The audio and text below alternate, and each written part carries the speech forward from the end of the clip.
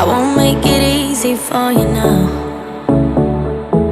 You got 2 minutes of my time, and I don't really break too easily, but I'm worth it, 'cause I'll slip into your dreams. Storytime about my extremely toxic boyfriend.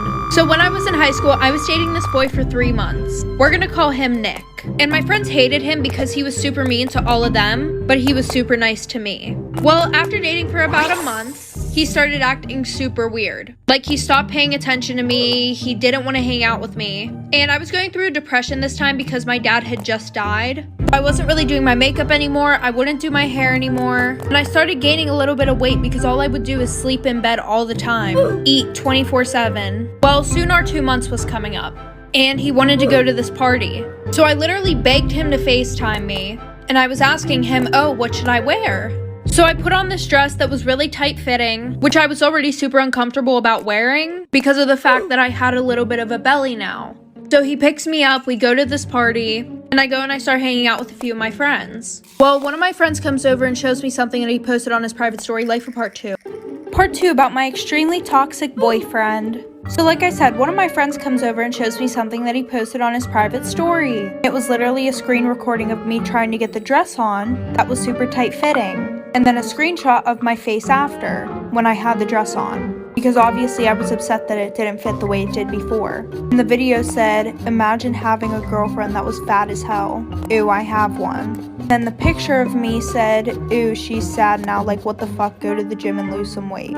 On his private story, which had one of my friends, and she was super pretty, and apparently he tried getting with her. That's a whole nother story. So after that, I Ubered home from the party, and as soon as I got home, I started crying, and I told my older brother about it. So he literally drove us back to the party and beat the absolute shit out of my boyfriend.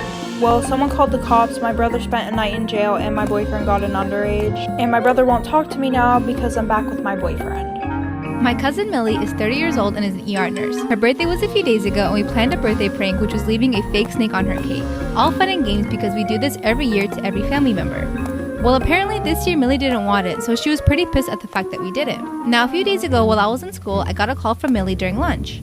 I thought it would be her saying she's picking me up, but it wasn't. She proceeded to tell me that my mother had passed away in a car accident. My heart dropped and I felt like puking. My mother and I don't have the best relationship, but I still love her. Millie began to tell me the details of the death and what exactly happened, to the point I hung up on her and called my mother. My mom, who was supposedly at work as a nurse, didn't pick up and I ended up running to the bathroom.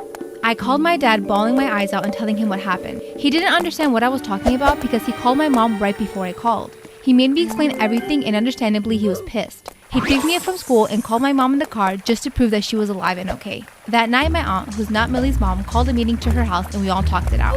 They were all pretty much disgusted with Millie as she tried to justify her choices, but she ended up apologizing. I got up and I stated that I didn't ever want to talk to her again. Now Millie is engaged. Her wedding is coming up soon and I was supposed to be a flower girl. I'm 15, but they wanted me to be a part of it.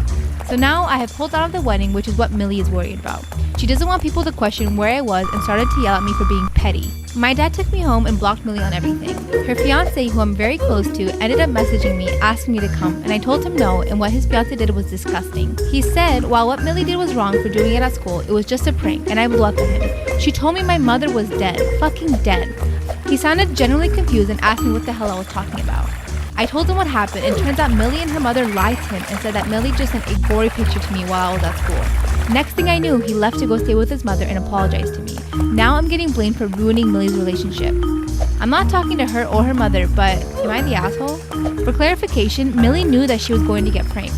She has participated in pranks in the past and has... Storytime. A girl named Akira Kendrick sent me the story, and the background of it is that her dad was very abusive to her mother, and her mother got custody of Akira, and her dad was not happy about that. Anyway, so Akira was with her aunt and her cousins at her grandmother's house, all on her mother's side, and her dad stops by to say hello. And Akira's outside playing with her cousin, and her dad comes up to her and grabs her arm and says, "Do you want to go to Walmart with me?" And at the time she's only 7, so all she hears is toy aisle, so she says, "Yes, let's go." So they get in the car, they head to Walmart, she gets some really nice pom-poms, and then he says, says, okay, let's go back to your grandmother's house. So he starts driving and he gets on the highway. And Akira knows that her grandmother's house is right around the corner from Walmart, so he does not need to get on the highway. So she says, Dad, where are we going? And he gets really mad and says, shut up, sit down, it does not matter. So Akira's in the back seat, she's really scared, and she just shuts her mouth. So after being in the car for a while, they eventually arrived at this really old, abandoned, beat up house. And when they walk in, Akira sees about 25 people and she does not know any of them. Her dad brings her to a room, puts her in a little closet, throws her some toys and her pom-poms and says, play. Part 2 is coming right now. Part 2 of Akira's dad literally kidnapping her. So when they get to the house, Akira is really scared. She doesn't know any of these like 25 people. Her dad brings her to a room, throws her in a closet, puts some toys in there and says play.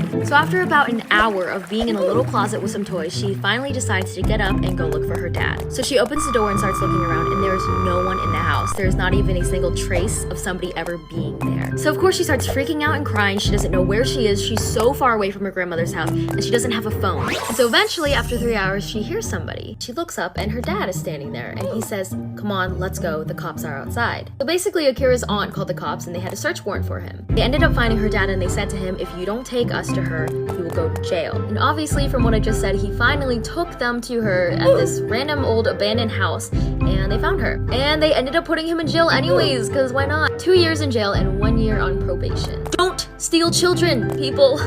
Don't steal them.